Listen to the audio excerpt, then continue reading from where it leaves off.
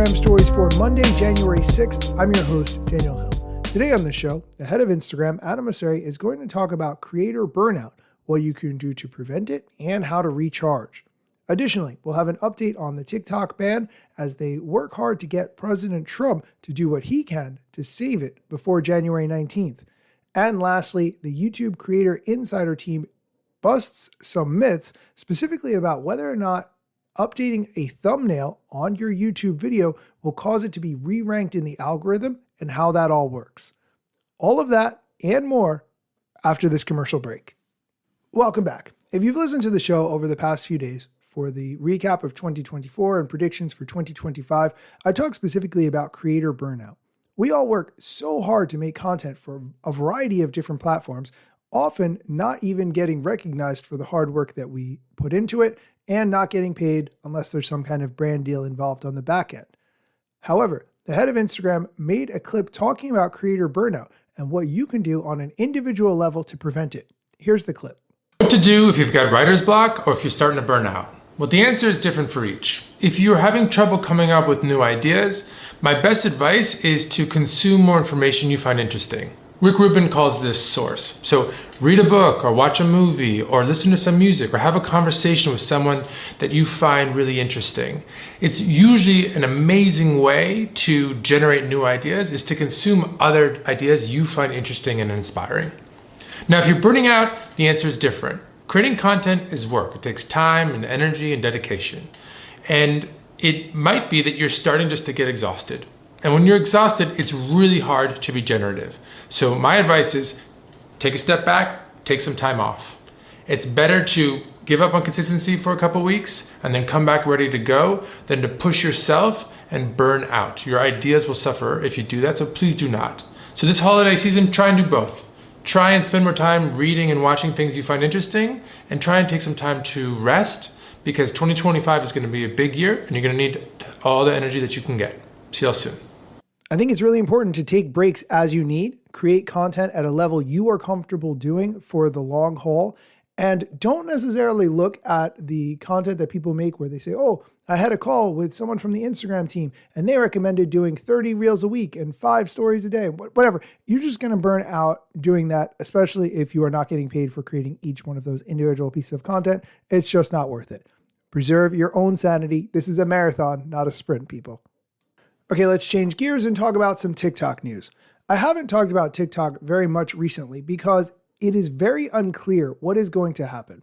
At this point, TikTok has until January 19th to enact a sale to a US company or to face a ban in the US.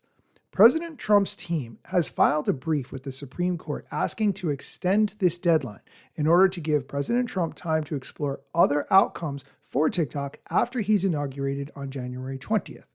Now, that request that has been made through the brief to the Supreme Court has not been approved yet, but if President Trump is able to work out something for TikTok, that could potentially keep the app in the United States. Today's TikTok news is that President Trump posted a graphic on Truth Social, a graphic that appears to have been made by the TikTok team, highlighting President Trump's performance in the app. Interestingly, it shows that there are 36 billion views of the hashtag Trump, 15 billion views of the hashtag Donald Trump, 10 billion views of the hashtag Trump 2024, and so on down the line. This post was accompanied by the caption, quote, "Why would I want to get rid of TikTok?" End quote. It remains to be seen how all of this will play out, but of course, I will continue to keep you posted. Okay, we're going to take a quick break. When we come back, the YouTube team is going to do some myth busting. Number one, if updating your thumbnail re-ranks you in the algorithm. And second, if you need fancy equipment to get started making YouTube content. Stick around. Welcome back. Let's get into some YouTube content. The team at YouTube has been making some excellent videos recently, and I wanted to share 2 of them. The first is a myth bust. Do you need fancy equipment to be successful on YouTube?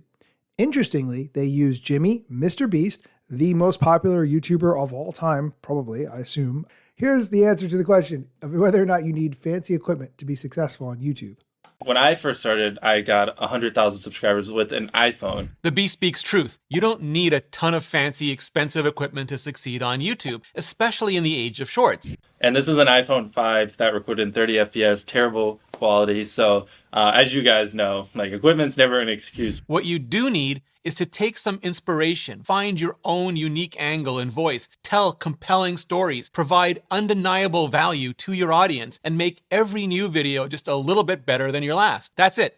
That's the cake. The rest, that's all frosting. Now, get with the caking. Contenting. So there you go. Maybe you don't necessarily need to upgrade to the iPhone 17. Maybe I don't need a Pixel 9. Maybe I'm good with my Pixel 7. It's up to you if you have the budget and the discretionary funds, but don't forget you can do so much with the equipment you already have.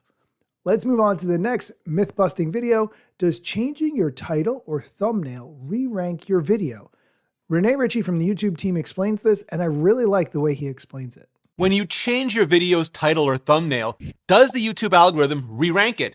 And how long does that take exactly? So there's no special or specific re-ranking that's triggered by title or thumbnail changes. The algorithm follows the audience, and if the new title or thumbnail is more appealing and more people choose to click on it, the click-through rate, or CTR, will just go up, and YouTube will put it in front of more people, meaning impressions will go up and views along with them. That is, unless you switch to something that's just way too sensational or clickbaity, because the video now has to deliver on the promise of that new title and thumbnail. And if people feel bamboozled and click off fast, even if CTR goes up, retention will go down, maybe way down, bringing views right down along with it. So if you think a video is underperforming, don't hesitate to test more appealing titles or thumbnails as much as you want. Just make sure they're appealing to the right audience for your video, and then get back to the contenting.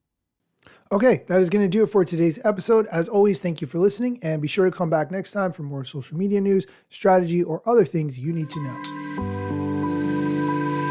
Let me tell you a couple things that you should know about me. A product manager but do not have a bachelor's degree. But actually that's factually a fraction of me. Another fraction's posting content irregular and irrationally. Still probably won't get a job at the Gram.